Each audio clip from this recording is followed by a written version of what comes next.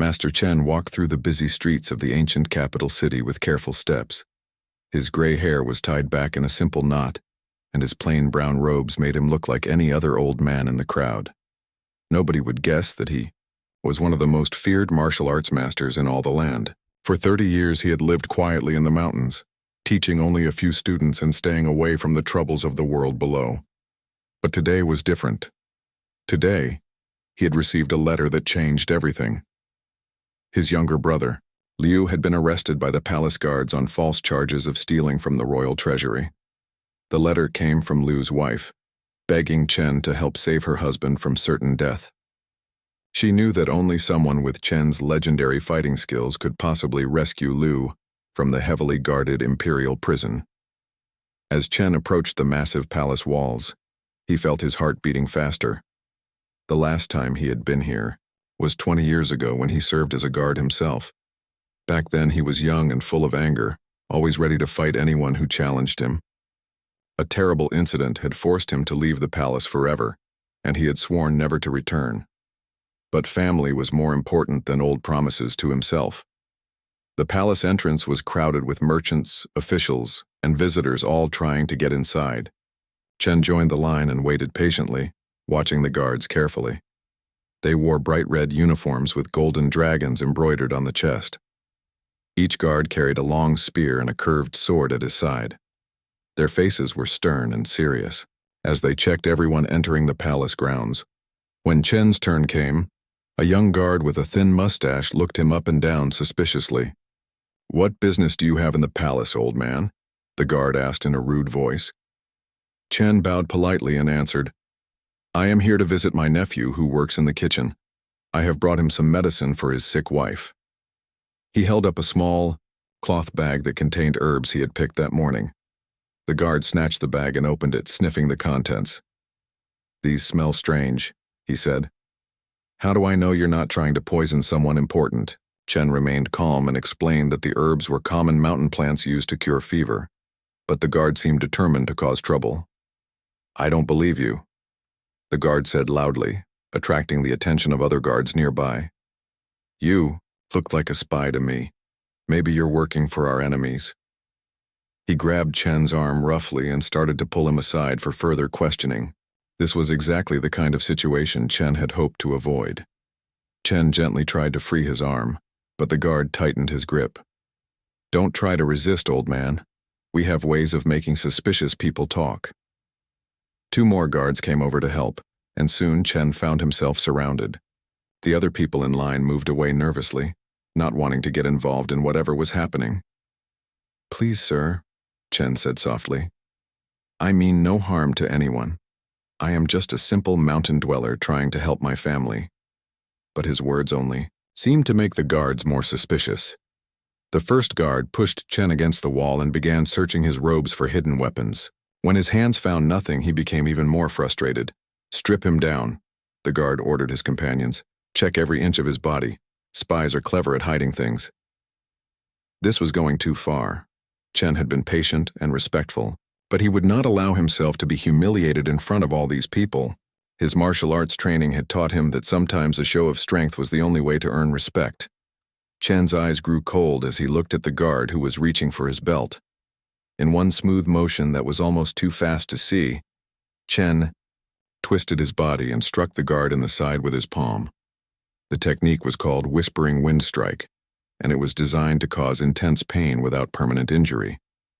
The guard immediately doubled over in agony, gasping for breath and unable to speak. The other guards stared in shock. They had seen the old man move, but it happened so quickly that they weren't sure what had occurred. Their companion was clearly in serious pain, clutching his side and making strange, choking sounds. But there was no visible wound, no blood, nothing that explained his condition. "What did you do to him?" one of the remaining guards demanded, drawing his sword. Chen stepped back with his hands raised peacefully. "I barely touched him," he said truthfully. "Perhaps he ate something bad this morning." But even as he spoke, Chen knew that his cover was blown. The technique he had used was known only to masters of the highest level. The injured guard slowly straightened up, his face pale and covered with sweat. He looked at Chen with a mixture of fear and confusion. You're not just an old man, he whispered. That technique. I've heard stories about it, but I never believed they were real. His voice was shaky and he seemed to be struggling to breathe normally. A crowd had gathered around them now, with people whispering and pointing. Some of the older observers seemed to recognize what they had witnessed. That was the whispering wind strike, an elderly merchant said to his companion. Only the legendary masters know that technique, but they say all those masters disappeared years ago. Chen realized that his situation had become much more complicated. He had hoped to enter the palace quietly and find his brother without attracting attention. Instead, he had just demonstrated an advanced martial arts technique in front of dozens of witnesses. Soon word would spread throughout the palace that a mysterious master had appeared at the gates. This would make rescuing Liu much more difficult, but there was no turning back now. The palace guard captain arrived within minutes, his heavy boots echoing on the stone pavement as he pushed through the crowd. Captain Wang was a massive man with scars across his face and arms that told stories of many battles. He had served the emperor for 15 years and had never seen anything he couldn't handle. But when he looked at the injured guard still clutching his side, something in the man's eyes made him pause. "Explain what happened here," Captain Wang commanded, his deep voice cutting through the murmur of the crowd. The injured guard tried to stand at attention but winced in pain. "Sir, this old man struck me with some kind of strange technique. I can barely breathe, and my whole side feels like it's on fire, but there's no wound." Captain Wang studied Chen carefully. The old man stood calmly with his hands at his sides, showing no sign of fear or aggression. His simple clothes and weathered face suggested a lifetime of hard work, not martial arts training. Yet the evidence was clear something unusual had happened here. "Show me your hands," the captain ordered. Chen extended his arms, palms up. Wang examined them closely, looking for calluses or other signs of a fighter. What he found surprised him. The hands were strong and steady, with thick calluses along the edges that could only come from years of striking practice. But there was something else, something that made the captain's blood run cold. On Chen's right palm was a small faded tattoo of a dragon, wrapped around a sword. It was barely visible unless you looked closely, but Captain Wang recognized it immediately. Only members of the elite Dragon Guard unit had that mark, and the Dragon Guard had been disbanded 20 years ago after a terrible scandal. "Where did you get this tattoo?" the captain asked quietly, his voice suddenly less threatening. Chen looked down at his palm as if seeing the mark for the first time in years. "It's from my youth," he said simply. "A time I'd rather forget." Captain Wang felt his mouth go dry. He had heard stories about the Dragon Guard from older soldiers, whispered tales of warriors with supernatural abilities who served as the emperor's personal protectors. They said these men could kill with a touch or disable an enemy without leaving a mark. Most people thought the stories were just legends, but Wang was beginning to understand that some legends were based on truth. "What is your name?" the captain asked, though he was starting to suspect he already knew the answer. Chen hesitated for a moment, then replied, "I was once called Chen the Silent Dragon, but that person died long ago. Now I am just an old man looking for his family." The crowd gasped at the name.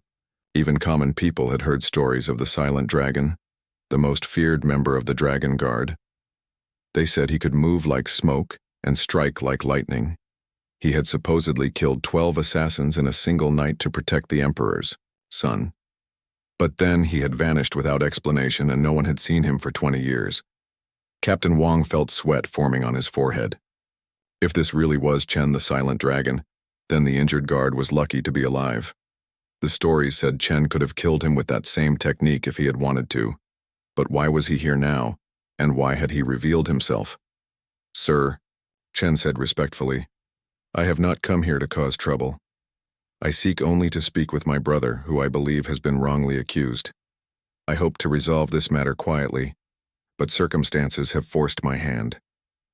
His voice was calm and sincere, but there was an underlying strength that made everyone listen carefully. The captain faced a difficult decision. Protocol demanded that he arrest Chen and bring him before the palace magistrate for questioning. But arresting a living legend was not something he took lightly. Besides, Chen had shown restraint by not seriously injuring the guard. A man with his reputation could have easily killed all of them and walked into the palace unopposed. "Your brother," Captain Wang said slowly. "Would that be Liu the carpenter who was arrested 3 days ago?" Chen nodded, and the captain continued. "He is accused of stealing gold ornaments from the emperor's private chambers. If proven guilty, he will be executed at dawn tomorrow." Chen's calm expression didn't change, but those close enough could see his hands clench slightly. "My brother is an honest man who would never steal anything, especially from the emperor. Someone has made a terrible mistake, or worse, someone has deliberately framed him."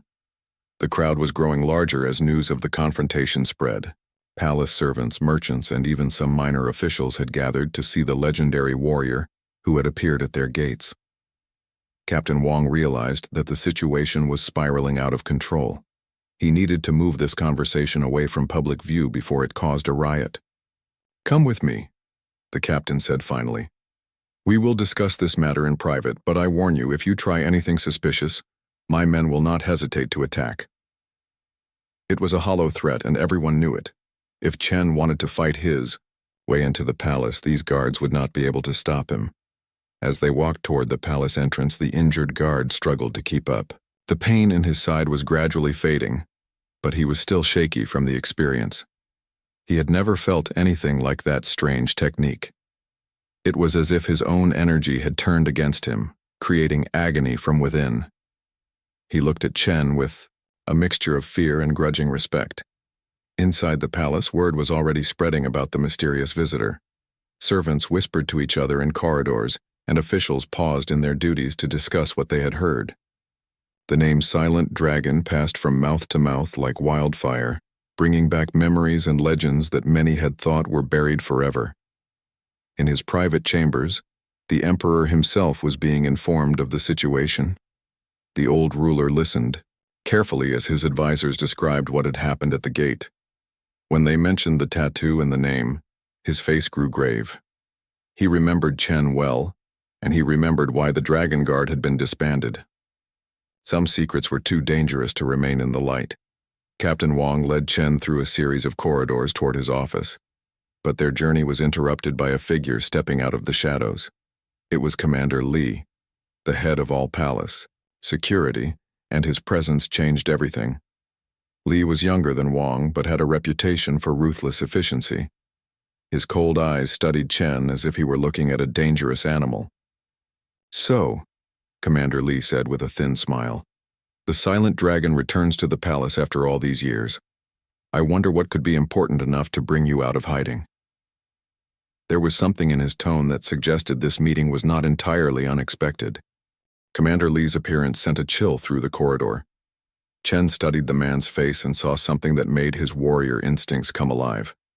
Li's eyes held the cold calculation of someone who enjoyed causing pain, and his smile never reached his eyes. This was not a man who could be reasoned with or trusted.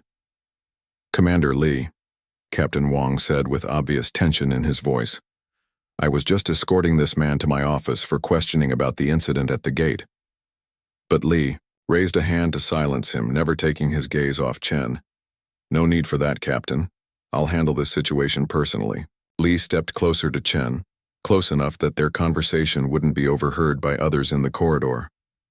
"You see, old friend, I know exactly why you're here. Your brother Liu has been quite talkative during his interrogation." Chen felt ice forming in his stomach. If Liu had been tortured, there was no telling what he might have revealed under extreme pain. But he kept his expression neutral and replied, "I'm sure my brother has told you the truth that he is innocent of any wrongdoing." Li laughed, a sound like breaking glass. "Oh, he's told us many interesting things about his famous brother who lives in the mountains. About certain events from 20 years ago that some people thought were forgotten. About secrets that could embarrass very important people if they became public knowledge." The pieces were starting to fall into place in Chen's mind. This wasn't about theft at all. Someone was using Liu to get to him, and that someone had enough. power to manipulate the palace justice system. But who would go to such lengths, and why now after so many years? What do you want? Chen asked directly. He had learned long ago that dealing with corruption required cutting through the lies to reach the truth. Li's smile grew wider, showing teeth like a predator. Walk with me, Li commanded, turning toward a different corridor. We have much to discuss, and walls have ears in this place. Captain Wang started to follow, but Li waved him away. Return to your duties, Captain. This matter is beyond your authority now. As they walked deeper into the palace, Chen noticed they were heading toward the old section where the Dragon Guard used to have their quarters. The corridors here were darker and less traveled, with fewer servants and guards around. It was the perfect place for a private conversation, or for someone to disappear permanently. You know, Li said conversationally as they walked. I was just a junior officer when you served here before. I watched you and your unit from a distance, always wondering what made you so special. The Emperor trusted you with his life, gave you privileges that other guards could only dream of. And then one day you all just vanished. They stopped in front of a heavy wooden door that Chen recognized. It had once led to the Dragon Guard training hall, a place where he had spent countless hours perfecting his techniques. Li produced a key and unlocked the door, gesturing for Chen to enter first. Inside, the room was exactly as Chen remembered it. Wooden training dummies stood in rows, their surfaces scarred by thousands of practice strikes. Weapons racks lined the walls, though they were now empty. Sunlight streamed through high windows, illuminating dust particles that danced in the air like memories. Brings back memories, doesn't it? Li said, closing the door behind them. This room has been sealed for 20 years, waiting for the right moment to be opened again. I've been saving it for a special occasion. Chen turned to face Li directly. Enough games. What happened to my brother, and what do you really want from me? His patience was wearing thin, and his hands unconsciously moved into a defensive position. Li walked to the center of the room and turned around slowly, taking in the surroundings. Your brother is alive for now, but his execution is scheduled for dawn tomorrow unless certain conditions are met. You see, there are people in this palace who remember the old days, who remember the scandal that destroyed the Dragon Guard. They want to make sure that certain secrets stay buried forever. The Dragon Guard was disbanded because we discovered corruption at the highest levels, Chen said firmly. We found evidence that someone was selling information to enemy kingdoms, putting the entire empire at risk. When we tried to report it, we were branded as traitors and hunted like criminals. Li nodded slowly.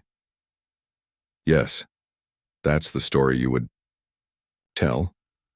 But there's another version, isn't there? The version where a group of elite guards decided they were above the law, where they used their position to eliminate people they didn't like, where they staged a coup that failed at the last moment. Chen's eyes flashed with anger. That's a lie, and you know it. We served the Empire faithfully, and we paid the price for trying to do what was right. My friends died protecting the truth, and I spent 20 years in exile to keep that truth from dying with them. But that's where you're wrong, Li said with satisfaction. The truth died with your friends 20 years ago. What remains now is only what people choose to believe. And the people who matter have chosen to believe that you were traitors then, and you're a threat now. Li reached into his robe and pulled out a scroll sealed with red wax. This is a confession, supposedly written by your brother before his death. It describes how you contacted him recently, asking him to help you steal from the imperial treasury to fund a rebellion against the emperor. It explains how he reluctantly agreed because you threatened his family. Chen stared at the scroll in disbelief. Liu would never sign such a document willingly. Li's smile grew cruel. You're right, he wouldn't. But people under extreme pressure sometimes sign things they don't mean, especially when their loved ones are threatened. The full scope of the trap became clear to Chen. They had arrested Liu on false charges, tortured him until he signed a fake confession, and now they were using that confession to justify eliminating the last member of the Dragon Guard. It was a carefully planned operation designed to remove a potential threat to whoever was behind it. Who's really behind this? Chen demanded. You're not smart enough to plan something this elaborate on your own. Li's face darkened at the insult. but he maintained his composure. That information is above your clearance level, old man. What matters now is that you have a choice to make. You can surrender yourself quietly, confess to your crimes, and allow yourself to be executed alongside your brother. In return, we'll make sure your deaths are quick and relatively painless. Chen laughed bitterly. And if I refuse? Li gestured around the empty training hall. Then you'll resist arrest and be killed while trying to escape. Either way, the problem is solved. The only difference is how much pain your brother experiences before he dies. The silence stretched between them as Chen considered his options. He was trapped in the heart of the palace, surrounded by hundreds of guards, with his brother's life hanging in the balance. But he was also standing in the place where he had trained for years to handle exactly this kind of situation. The wooden floor beneath his feet had absorbed the sweat and blood of countless training sessions, and the walls had witnessed the forging of a warrior's spirit that could not be broken by threats or torture. Chen closed his eyes for a moment, feeling the familiar energy of the training hall around him. When he opened them again, Commander Li saw something that made him step backward instinctively. The old man's eyes had changed, becoming sharp and focused like a hunting eagle. This was no longer just an elderly mountain dweller. This was the silent dragon awakening after 20 years of sleep. "You've made one critical mistake in your planning," Chen said quietly, his voice carrying a dangerous edge. "You assumed that 20 years of peace had made me soft, that I had forgotten the skills that once made emperors trust me with their lives." He began to move slowly around the room, his steps silent on the wooden floor. Li reached for his sword, but Chen raised a hand to stop him. "Before you do something you'll regret, let me tell you what's really going to happen. First, you're going to tell me who's behind this conspiracy. Second, you're going to release my brother immediately. Third, you're going to help me expose the real corruption in this palace." "You're insane," Li snarled, drawing his weapon anyway. "Even if you kill me, which I doubt you can do, there are 50 guards between you and your brother. You'll die before you take 10 steps outside this room." But despite his brave words, something in Chen's manner was making him nervous. Chen smiled for the first time since entering the palace. "Commander, you clearly don't understand what you're dealing with. The Dragon Guard wasn't disbanded because we were traitors. We were disbanded because we became too dangerous for anyone to control, even the Emperor himself. We developed techniques that went beyond normal martial arts, methods that turned the human body into a weapon more deadly than any sword." As he spoke, Chen began to demonstrate. He moved to one of the training dummies and placed his palm gently against its wooden chest. There was no visible strike, no dramatic motion, just a soft touch. But a second later, the entire dummy exploded into splinters as if it had been struck by lightning from within. Li's eyes widened in shock. The technique Chen had just used was called internal thunder, and it was supposed to be a myth. Masters claimed they could store their life energy in their bodies and release it through their palms, but no one had ever proven such abilities existed. Until now. "That dummy was made of iron-hard oak," Chen said casually, brushing dust from his hands. "It was designed to withstand years of punishment from swords and spears. Yet it crumbled at my touch like rotten wood. Now imagine what that technique would do to human flesh and bone." Li tried to maintain his composure, but sweat was forming on his forehead. He had trained with the best swordsmen in the Empire, but he had never encountered anything like this. "How do you fight an enemy who can destroy you with a gentle touch?" "You're bluffing," Li said, though his voice lacked conviction. "If you had such power, you would have used it already. Besides, using techniques like that takes tremendous energy. You're an old man, you don't have the strength for more than 1 or 2 attempts." Chen nodded thoughtfully. "You're partially right. The internal thunder technique does require significant energy, and I am indeed getting older. But you see, I've had 20 years to perfect new methods, to refine techniques that the old Dragon Guard never dreamed of. Would you like another demonstration?" Without waiting for an answer, Chen walked to the weapons rack and placed his finger against one of the metal mounting brackets. He closed his eyes and seemed to concentrate for a moment. Then, with no apparent effort, his finger sliced through the solid iron bracket like it was made of soft cheese. "Finger of the Steel Mountain," Chen explained. It focuses all of the body's energy into a single point smaller than a needle tip. I developed it during my years in the mountains, practicing on rocks and tree trunks. Iron presence no challenge at all. Li was beginning to understand that he had drastically underestimated his opponent. The stories about the Dragon Guard weren't just legends, they were warnings. These men had transcended normal human limitations through years of intense training and meditation. Fighting Chen with conventional weapons would be like attacking a tiger with a stick. "What do you want from me?" Li asked, finally ready to negotiate. Chen smiled and walked back to the center of the room. "I want the truth. Start with who ordered my brother's arrest and why they really want me dead." Li hesitated, clearly struggling with conflicting loyalties and fears. Finally, he spoke. "It was Minister Zhang, the Emperor's chief advisor. He's been consolidating power for years, eliminating anyone who might threaten his position. When he learned that you were still alive, he saw you as a potential threat to his plans." The name hit Chen like a physical blow. Minister Zhang had been a junior official 20 years ago, one of the people the Dragon Guard had investigated for selling secrets to enemy kingdoms. They had found evidence of his treachery, but before they could present it to the Emperor, the scandal broke and the Guard was disbanded. Zhang had not only escaped punishment but had risen to become one of the most powerful men in the Empire. "Zhang survived by destroying us," Chen said grimly. "He arranged for false evidence to be planted, turned the Emperor against us, and watched as my friends died fighting their way out of the palace. I always wondered how he managed to escape justice." Li nodded reluctantly. "He's very clever and completely ruthless. Over the years, he's eliminated dozens of potential rivals through various means: poison, false accusations, convenient accidents. Your brother was just his way of drawing you out of hiding so he could finish what he started 20 years ago." Chen felt ancient anger stirring in his chest. His friends had died because of Zhang's ambition, and now his brother was suffering for the same reason. But this time would be different. This time he was ready for the fight. "Where is my brother being held?" Chen asked. Li seemed relieved to be cooperating. "In the dungeon beneath the East Tower, but it's heavily guarded, and Zhang has given orders that no one is allowed to see him without his personal authorization." "And where is Zhang now?" Chen continued his questioning. Li glanced at the windows, noting the position of the sun.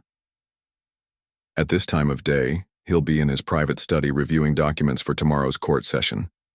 He always works alone there, with just 2 guards outside his door." Chen began to formulate a plan.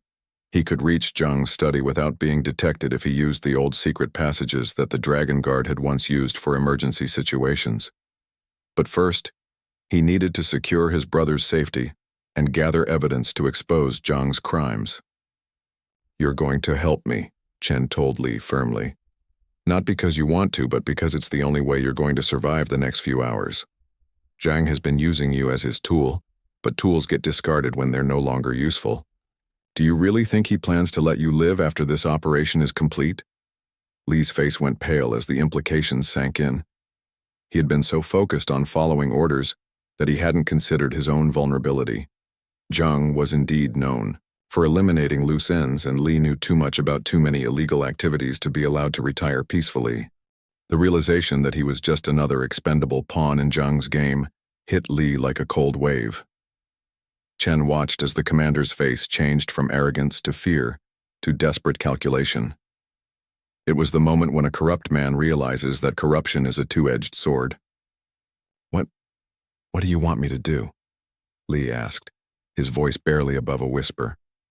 Chen began outlining his plan, speaking quickly but clearly. "First, you're going to get me the guard rotation schedule for the East Tower dungeon. Second, you'll create a distraction that draws most of the guards away from that area.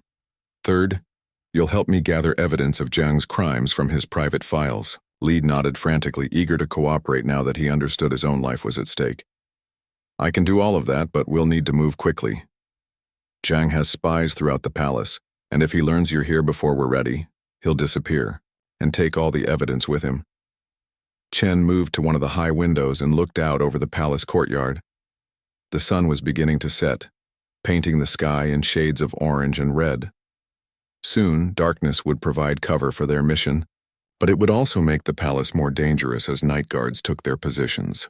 "Tell me about the dungeon layout," Chen demanded. Li pulled out a small piece of parchment and began sketching a rough map. "The East Tower has 3 levels below ground. Your brother is being held on the lowest level, in a cell designed for the most dangerous prisoners.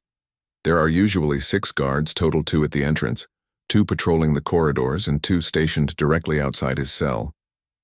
Chen studied the crude map, his mind automatically calculating angles of attack and escape routes. What about secret passages?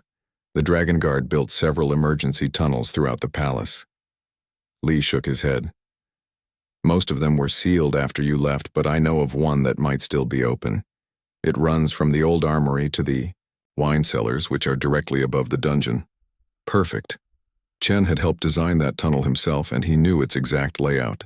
If it was still accessible, he could reach the dungeon without being seen by any guards. "Show me where the armory entrance is hidden," he instructed Li. They left the training hall and moved through the palace corridors with Li leading the way. The commander used his authority to clear their path, ordering guards to return to their posts and servants to attend to other duties.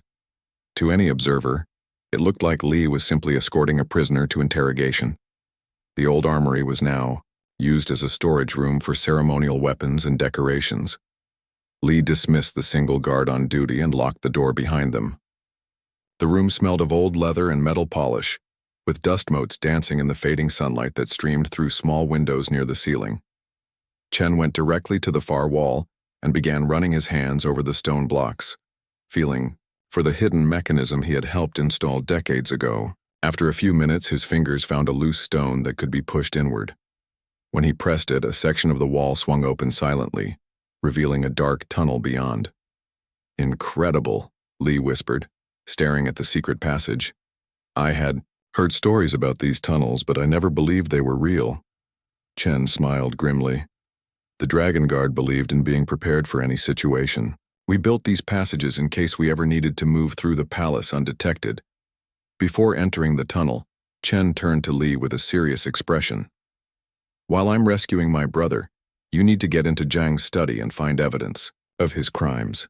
Look for correspondence with enemy agents, records of bribes paid to officials, anything that proves his treason. Can you do that?" Li nodded, though he looked terrified at the prospect.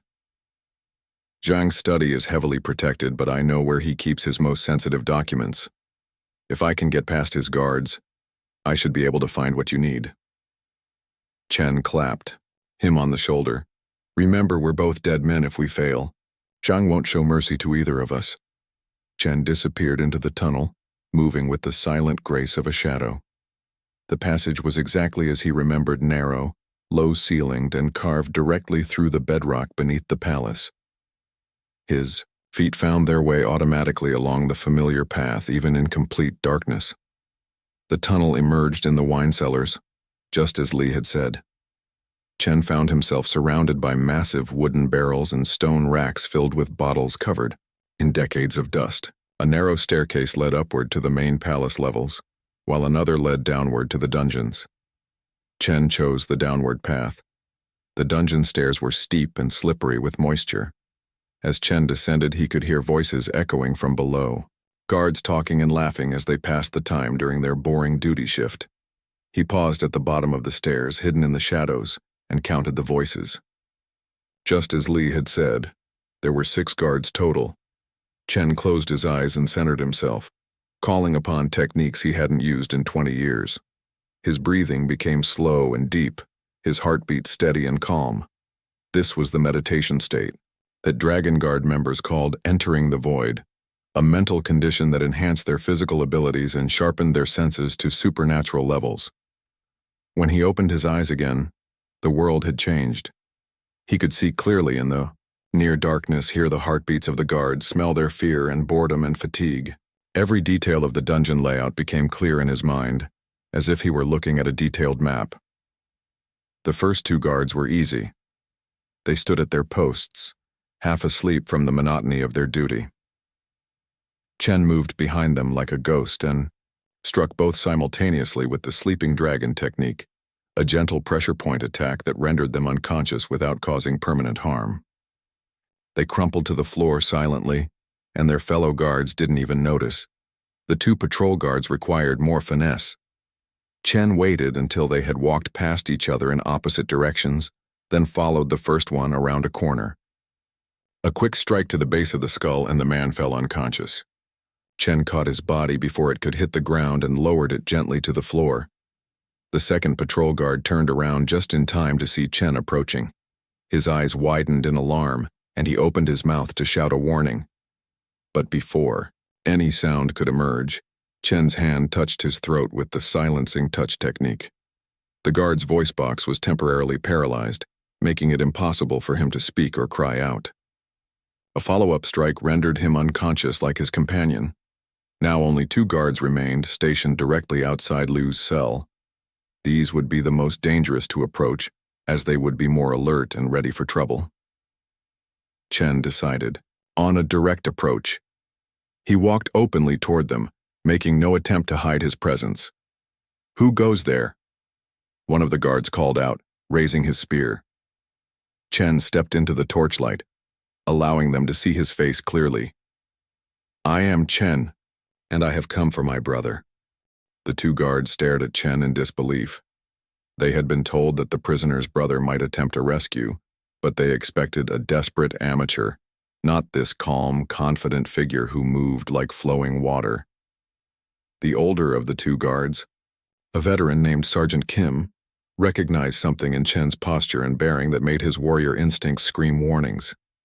"You're the silent dragon," Kim whispered, his hand trembling slightly on his spear. "But that's impossible. You died 20 years ago." Chen shook his head slowly. "I simply learned to live differently. Now stand aside, Sergeant. I have no wish to harm loyal soldiers who are only following orders." The younger guard, eager to prove his courage, stepped forward aggressively. "Loyal soldiers don't abandon their post for old men telling fairy tales." He thrust his spear toward Chen's chest, putting all his strength behind the attack. What happened next would be talked about in the palace for generations. Chen simply turned his body slightly, allowing the spear point to pass harmlessly beside him. His hand came up and gently touched the wooden spear shaft. There was a soft, crackling sound and the entire weapon crumbled to dust in the guard's hands. The young man stared at his empty palms in shock, unable to comprehend what had just occurred.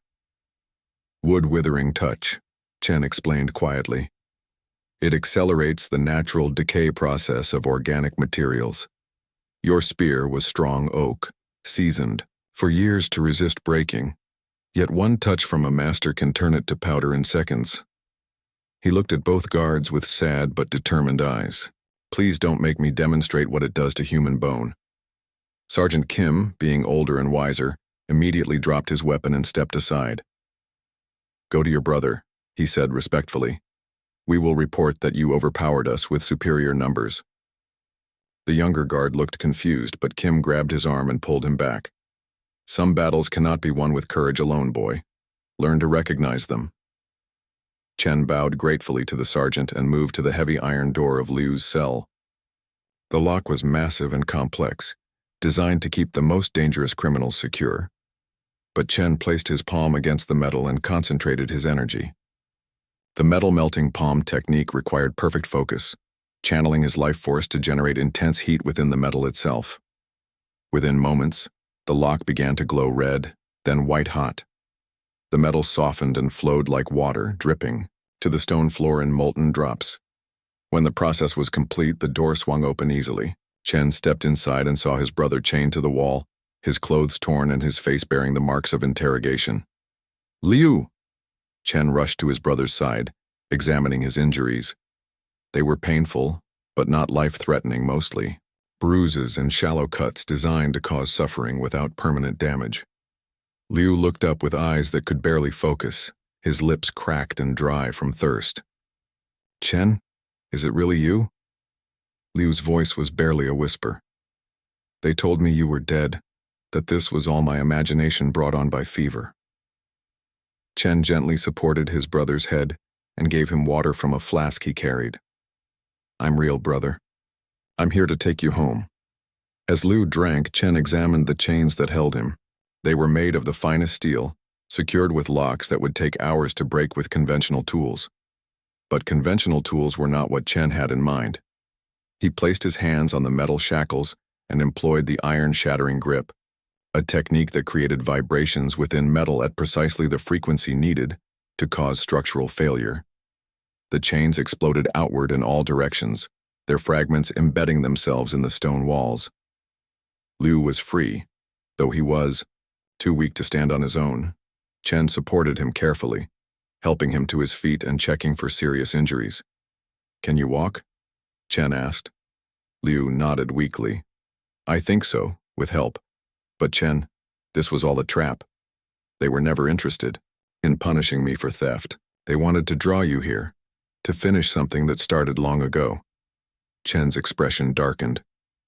"I know. Minister Zhang is still alive, and he's been planning this for 20 years. As they made their way out of the cell, Sergeant Kim approached them.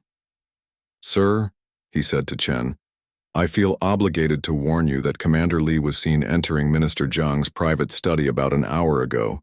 Since then, there have been unusual sounds coming from that direction, screaming, crashes, sounds of fighting." Chen felt ice form in his stomach. If Li had been caught or killed, their plan was in ruins. But there was no turning back now. "Which way to Zhang's study?" he asked. Kim pointed toward a staircase leading upward. "Third floor of the west wing, but sir, the entire area is crawling with Zhang's personal guards. It would be suicide to go there." Chen helped Liu sit down on a stone bench, then turned to face the sergeant. "I need you to do something for me. Take my brother to the palace gates and make sure he gets safely outside. Tell Captain Wang that the Silent Dragon requests safe passage for an innocent man." Kim nodded immediately. "It will be done, sir." Liu grabbed Chen's arm weakly. "Don't leave me, brother. Come with us and forget about revenge. We can disappear into the mountains and live peacefully." Chen knelt beside his brother and spoke gently. "I can't do that, Liu. If I don't stop Zhang now, he'll hunt us for the rest of our lives. Besides, innocent people have suffered enough because of his ambition. It ends tonight." Chen made his way back through the palace corridors, but this time he didn't try to hide. Word of his presence had spread throughout the building, and he could see servants and guards watching him from doorways and windows. Some looked afraid, others curious, but none tried to stop him. The legend of the Silent Dragon had grown in 20 years of retelling, and few people wanted to test whether the stories were true. As he approached the west wing, Chen could hear the sounds that Sergeant Kim had mentioned. There were indeed crashes and shouts coming from the direction of Zhang's study. Chen quickened his pace, fearing that he might arrive too late to save Li or recover the evidence they needed. The corridor outside Zhang's study was littered with unconscious guards. Their weapons lay scattered across the floor, and scorch marks on the walls suggested that some kind of explosive technique had been used. Chen examined the fallen men and found that they were all alive, though they would have terrible headaches when they woke up. The door to Zhang's study hung at an odd angle, its heavy wood splintered and cracked. Chen could hear voices from inside, Zhang's cold, commanding tone alternating with Li's desperate protests. Chen moved to the doorway and peered inside, trying to assess the situation. What he saw shocked him. Li was backed against a wall, his uniform torn and his face bleeding from several cuts. But he was not the helpless victim Chen had expected. In Li's hands was a bundle of documents, and his eyes showed the fierce determination of a man fighting for his life. Across the room, Minister Zhang stood behind his massive desk, his usually perfect appearance disheveled and his face twisted with rage. "You fool," Zhang was shouting at Li. "Do you have any idea what you've done? Those documents could destroy everything I've built." Li clutched the papers tighter. "Everything you've built is founded on treason and murder. The Emperor deserves to know the truth about his most trusted advisor." Chen realized that something unexpected had happened. Li had not only succeeded in finding evidence against Zhang, but he had also apparently experienced a change of heart. Perhaps facing his own mortality had awakened whatever conscience he still possessed. Zhang noticed Chen in the doorway and his face went pale. The silent dragon, he breathed. After all these years, you've finally come to finish our business. Chen stepped into the room, his movements fluid and controlled. Minister Zhang, you look exactly the same, corrupt, ambitious, and completely without honor. Zhang's hand moved toward a hidden drawer in his desk, but Chen was faster. He crossed the room in 3 steps and placed his palm on the desk's surface. The earthquake palm technique sent vibrations through the entire piece of furniture, causing it to collapse into splinters and sawdust. Whatever weapon Zhang had been reaching for was now buried under a pile of debris. 20 years ago, you destroyed my unit and killed my friends to hide your crimes, Chen said, his voice deadly calm.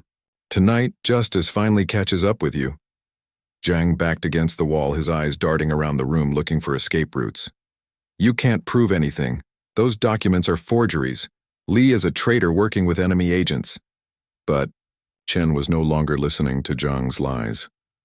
He had waited 20 years for this moment, and nothing the corrupt minister could say would change what was about to happen. The silent dragon had awakened, and his prey was finally within reach.